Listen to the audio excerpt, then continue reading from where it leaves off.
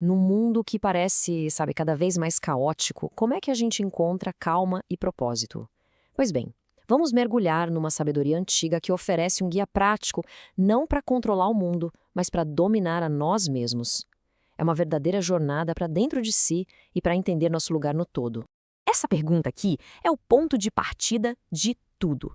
A questão não é tentar controlar os eventos externos, o que vamos combinar é impossível, mas sim dominar o universo que existe aqui dentro. É um desafio e tanto, sem dúvida, mas o que está em jogo é uma liberdade genuína. Para a gente entender essa filosofia, nosso roteiro vai ter 5 passos. A gente começa olhando para dentro, para nossa mente. Depois, vamos aprender a arte de controlar nossa percepção das coisas. Em seguida, vamos ver como estamos todos conectados, o que nos leva a descobrir como viver com um propósito bem claro. E, por fim, vamos pegar umas pílulas de sabedoria para o nosso dia a dia. Ok, vamos lá. O primeiro passo dessa jornada é entender a natureza da nossa própria mente, ou, como o texto chama, a alma racional. Pensa nela como se fosse a nossa central de comando interna. E aqui tem uma ideia que é de verdade revolucionária: a alma racional. É como se fosse a nossa consciência, aquela parte da gente que consegue dar um passo para trás e observar os próprios pensamentos. Ela não é só uma espectadora passiva da vida. Ela é uma força ativa que pode se moldar e, o mais importante, encontrar satisfação em si mesma. A felicidade dela não depende do que acontece lá fora. Juntando tudo isso, a gente tem um conceito muito poderoso. Nossa mente pode ser autoconsciente e autodirigida, mas a ideia mais libertadora para mim é a última. Nosso propósito pode ser cumprido a qualquer momento. Isso muda tudo. O valor de uma vida não está nos anos vividos, mas na qualidade e na coerência com que se vive cada momento. Agora vamos ver como isso funciona na prática. Esta parte é sobre o aspecto mais útil da filosofia: como a gente controla o jeito que a gente interpreta o mundo. É aqui que a teoria vira ferramenta de verdade. A ideia aqui é brilhante de tão simples. Sabe aquela ansiedade gigante antes de uma apresentação? Ou aquela música que gruda na cabeça? Em vez de lutar contra o sentimento como um bloco único, a sugestão é usar a razão para desmontá-lo. É uma técnica de desconstrução mental mesmo. E olha como o método é prático. Vamos pegar uma música que distrai. Primeiro a gente isola, depois decompõe. Em vez de lutar com a melodia inteira, o foco vai para uma única nota. Aí vem a pergunta: essa nota, sozinha, me domina? A resposta é quase sempre não. Fazendo isso com cada parte, a canção inteira perde o poder dela sobre nós. Agora, imagina aplicar essa mesma lógica a medos e ansiedades. O pulo do gato é este: eventos externos são neutros. Ficar preso no trânsito não é inerentemente ruim. É o nosso julgamento que carimba a experiência. As coisas não nos perturbam, mas sim a nossa opinião sobre as coisas. Entender essa diferença devolve o poder para a gente. Nós criamos nossos medos, então nós também podemos desfazê-los. Depois que a gente entende como gerenciar nosso mundo interior, a filosofia nos convida a olhar para fora. E a mensagem é clara: não somos ilhas. Nossa natureza é, na essência, social. E dominar a nossa percepção nos ajuda a interagir melhor com o todo mundo. Essa ideia é bem profunda. Pensa numa briga, num ressentimento.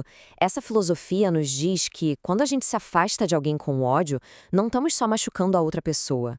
Estamos nos arrancando do tecido da comunidade, nos ferindo no processo. É um ato de auto-isolamento. E essa metáfora, nossa, ela ilustra o ponto perfeitamente. Somos como galhos de uma mesma árvore. Nenhum galho consegue prosperar sozinho. E quando ele se corta de outro, ele se isola da fonte de vida que é a árvore inteira. É uma imagem muito forte da nossa interconexão. E então, como agir sabendo disso? A resposta é a benevolência. A verdadeira força, a invencibilidade, não está na agressão, mas na gentileza. Corrigir sem humilhar e, acima de tudo, lembrar que a raiva é um sinal de fraqueza, não de força. Essa filosofia nos lembra de algo fundamental. Nós nascemos uns para os outros, para cooperar. Certo. Agora vamos amarrar todas as pontas. Se a gente tem o poder de gerenciar a mente e entende nossa conexão com os outros, para onde toda essa energia deve ir? A resposta está em ter um propósito claro.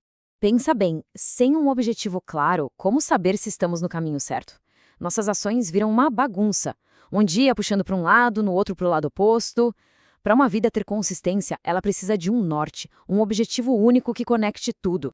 O contraste é gritante. De um lado, uma vida dispersa, cheia de ações que se contradizem, do outro, a serenidade de uma vida unificada.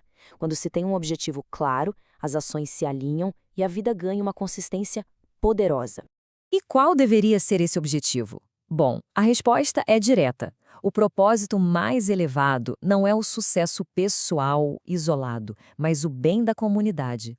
Nosso objetivo final está em servir aos outros. Isso nos conecta de volta à nossa natureza social e interligada. Para a gente fechar, vamos absorver algumas citações bem fortes que destilam todas essas ideias em sabedoria memorável que dá para aplicar no nosso dia a dia. Esse aforismo fala sobre aceitar a realidade. Lutar contra a natureza das coisas, contra o que é e o que não é possível agora, é uma fonte de sofrimento que a gente mesmo cria. A sabedoria está em desejar o que é apropriado para a estação da vida em que estamos. Essa citação pode parecer meio chocante de primeira, mas o propósito dela é muito profundo. É um lembrete da impermanência de tudo para que a gente possa valorizar intensamente o momento presente. Não se trata de pessimismo, e sim de uma apreciação radical pela vida como ela é, agora. E essa aqui é uma bela metáfora sobre transformação. As coisas não deixam de existir, elas só mudam de estado. Entender e aceitar esse fluxo constante da natureza, em nós e ao nosso redor, é fundamental para encontrar paz de espírito. E assim, a gente termina com uma pergunta para levar para a vida. Considerando que a vida é breve e que estamos todos conectados, o que realmente importa? Como vimos, a resposta talvez esteja em usar nossa razão para servir ao bem comum, hoje mesmo. Obrigado pela companhia.